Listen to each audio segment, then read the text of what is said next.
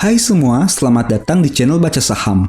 Pada video ini, kita akan bahas satu topik dengan judul 4 fakta menarik PT SIDO Muncul atau SIDO. Untuk itu, simak video ini sampai habis ya, agar mendapat pemahaman yang utuh. Fakta Saham merupakan segmen khusus di YouTube Baca Saham, yang mana membahas beberapa fakta menarik suatu emiten. Adapun informasi yang ditampilkan berasal dari berbagai sumber, seperti laporan keuangan, public expose, laporan tahunan, berita terkini, dan lain sebagainya. Nah, untuk video ini, kita akan membahas saham SIDO atau PT SIDO Muncul. Fakta pertama, 4 orang top manajemen perusahaan merupakan pemegang saham PT Hotel Candi Baru. Oh iya, informasi ini saya kutip dari Annual Report tahun 2019 PT SIDO Muncul. Bagi yang belum tahu, saham SIDO dipegang oleh PT Hotel Candi Baru sebesar 81% dan masyarakat 19%.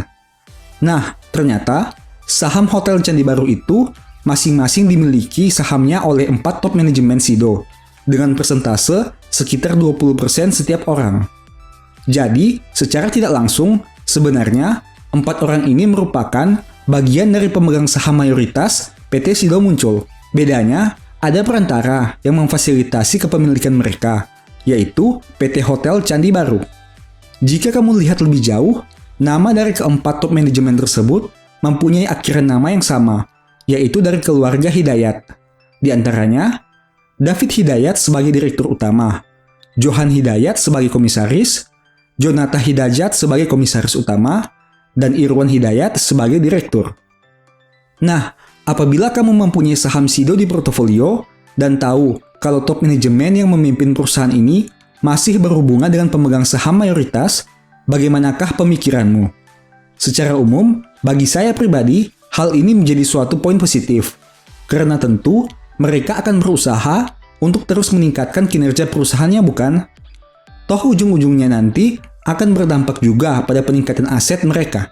Apalagi ditambah dengan fakta keuangan yang memperlihatkan kinerja SIDO yang terus meningkat setiap tahun, dengan kenaikan harga sahamnya yang cukup signifikan. Nah, apa kamu tertarik membeli sahamnya? Fakta kedua, total hutang perusahaan hanya sebesar 42% dari saldo kas yang dimiliki. Jika kamu menganalisa laporan keuangan SIDO sampai dengan Maret 2020, akan ditemukan bahwa total kas dan setara kas yang dimiliki adalah 1.045 miliar. Sedangkan, untuk total liabilitas perusahaan, baik itu jangka pendek dan panjang, hanya berjumlah sebesar 439 miliar. Itu artinya, dengan kondisi seperti ini, perusahaan mampu membayar lunas seluruh hutang yang dimiliki hanya dengan saldo kasnya. Selain itu, sekalipun nanti terjadi peningkatan jumlah hutang yang bahkan 2 kali lipat dari nominal saat ini, perusahaan tetap masih mampu membayar hanya dengan saldo kas mereka. Tidak banyak loh perusahaan yang mempunyai kehebatan likuiditas seperti ini.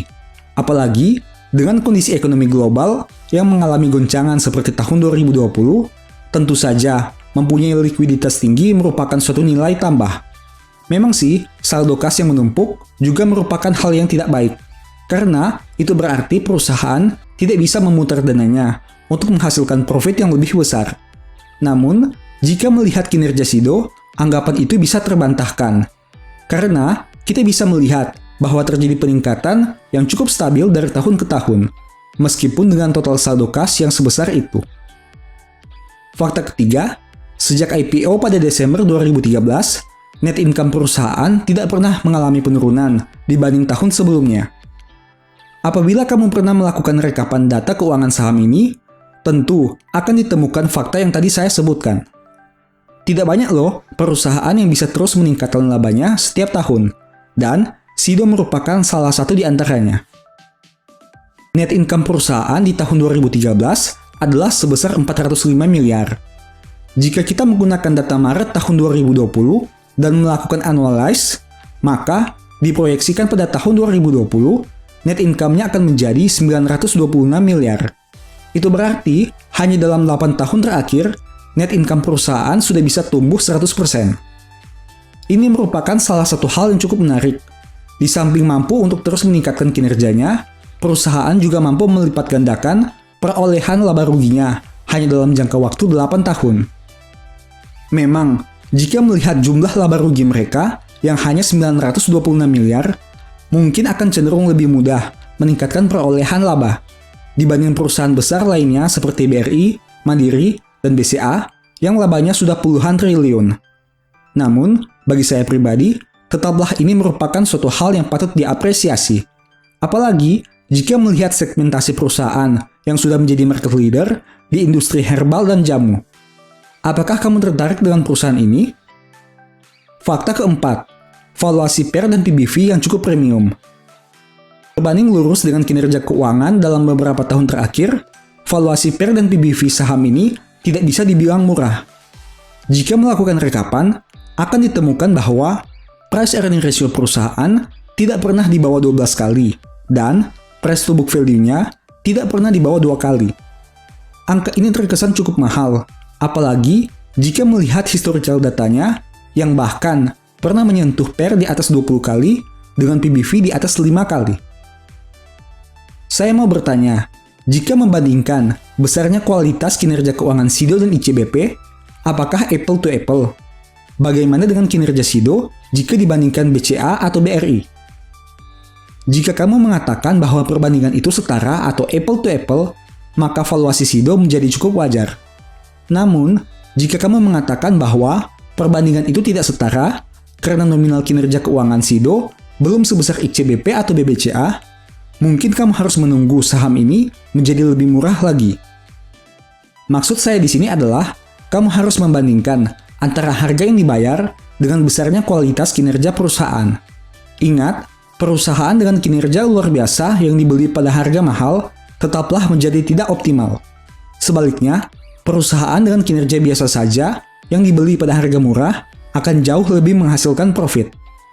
Semoga kamu mendapat informasi baru dengan video ini ya. Tetap semangat! Oh iya, sebagai informasi, mayoritas pembahasan video ini berasal dari Analyst Report Triwulan 1 2020. Jadi, di e-book tersebut, saya membedah dengan cukup detail informasi tentang 12 saham pilihan, salah satunya adalah SIDO. Informasi disajikan secara sederhana, namun dengan data yang terperinci, sehingga kamu tidak perlu repot-repot membaca tebalnya laporan keuangan apabila ingin mengetahui informasi penting dari emiten tersebut. Nah, jika ingin melakukan pembelian, silahkan DM di Instagram @bacasaham ya. Thank you. Sebagai penutup, saya mau mengutip satu statement yang semoga bisa menjadi semangat bagi teman-teman ya. Siapa banyak memberi berkat, diberi kelimpahan. Siapa memberi minum, ia sendiri akan diberi minum. Thank you.